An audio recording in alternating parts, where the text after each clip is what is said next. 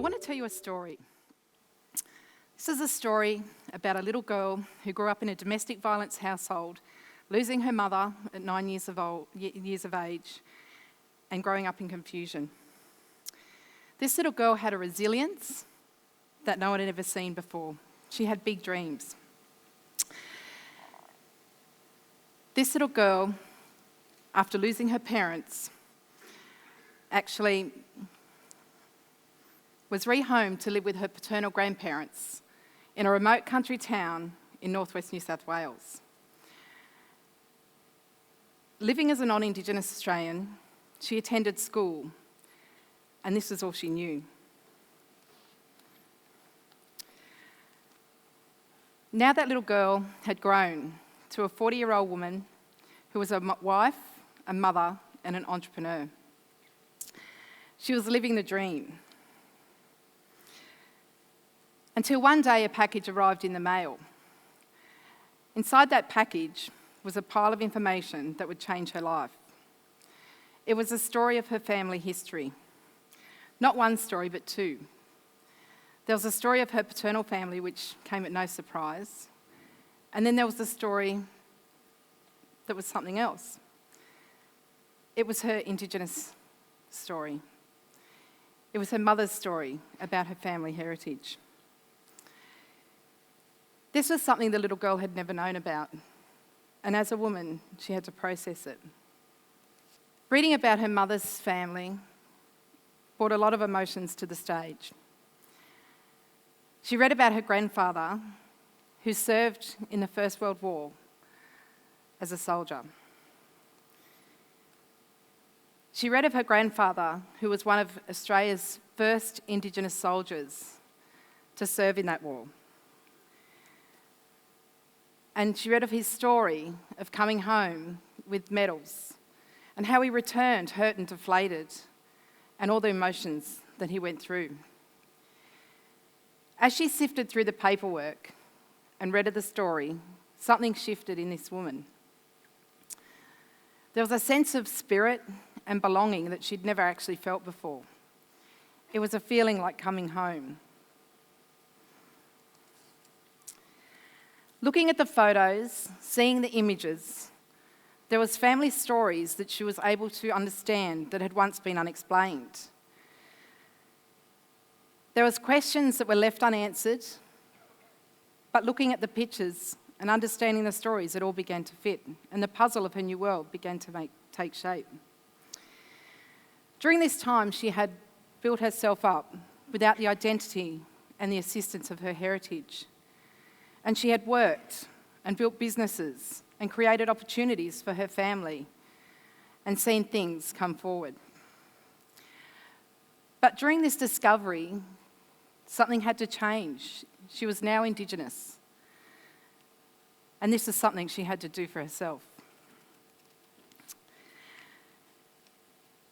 So the research began, and she started to understand what she needed to find the answers to life's purpose. She started to connect with those around her and find the questions that she needed answering. Living in Canberra, Australia's capital, she was able to connect with those that she needed to tell her story.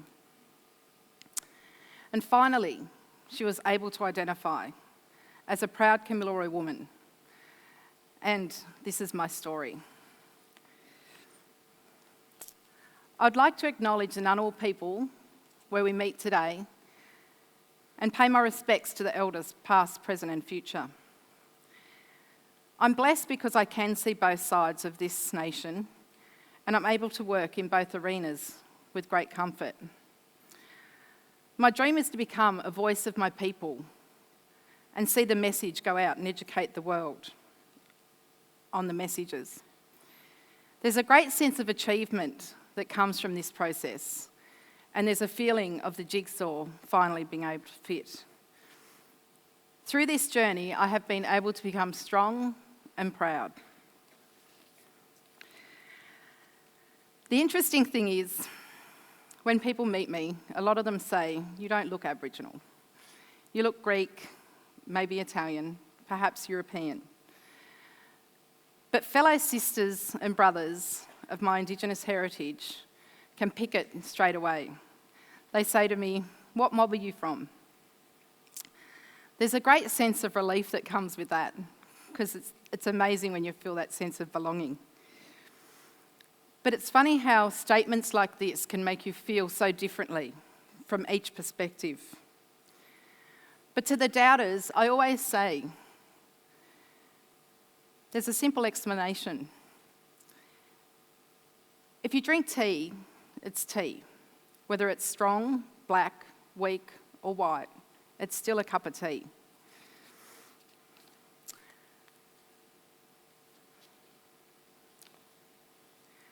The other question people ask me is, what percentage are you? And I say with kindness, we either actually identify fully or not at all. Which leads me to think, which body parts would I label black? Which body parts would I label white? Learning my history has been strong for myself and given me that strength that I've needed. And understanding my culture has given me purpose. There has been tough times along the road where I've had to understand different journeys and have awkward conversations like those annoying percentages. To educate the world on the Indigenous culture and the community and the messages of these people is my life purpose. And I would like to see us all be able to embrace all cultures, especially embrace the love and have the love and the strength within our Indigenous culture, and for the first world people, First Nations people. In the past, I've heard stories of, Indigenous people are on welfare, they want the land, they get free money from the government. It's just made me realise how naive I was in growing up and what I actually didn't really know.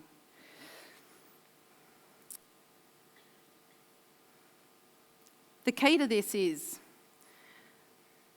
that we actually don't have favourites within this system. And for me, I'm just ambitious and driven anyway. I always strive for what I believe in and do the best that I can. I've been in business since I was 19 years old, and trying to understand these two worlds and how I can become a potential leader within my Indigenous community has been on the forefront of my purpose. So how can I stand up and be noticed? How can I bridge the gap?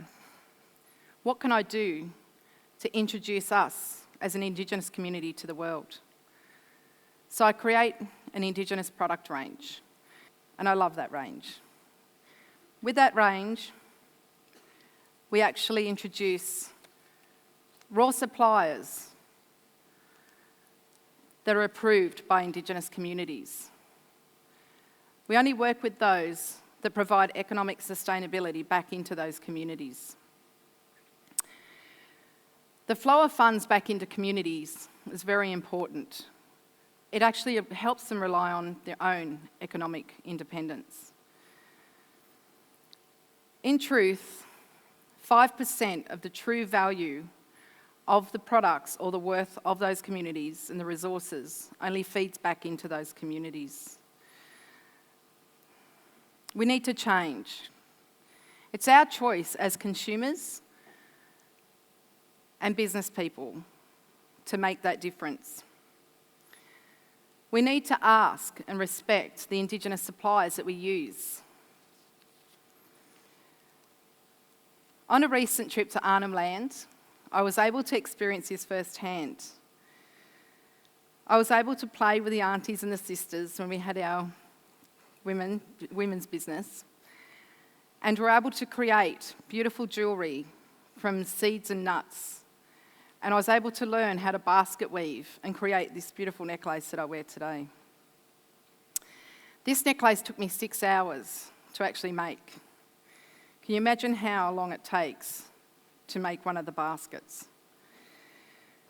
This is a valuable lesson that I'll be taking home to my multiple networks and to teach them of the understanding of the value of community, and that people pay the correct price for all the resources and products from community, and we're able to feed into economic independence into those communities. We can buy authentically Indigenous products when we search it out. We can ask, are the products socially responsible, to feed back into those communities? Are we helping future generations in those communities? I'd like to leave you with this thought. My dream is to see a lot of our children, all of the children in Australia, learn culture in the school system. Wouldn't it be great if it was part of the actual curriculum in our Australian education system? Imagine if they could learn Indigenous language. This would be a valuable addition that we could pay forward to the next generation. We could also help close the gap and create something for us in the future. We can all learn from each other through economic, language, and healing.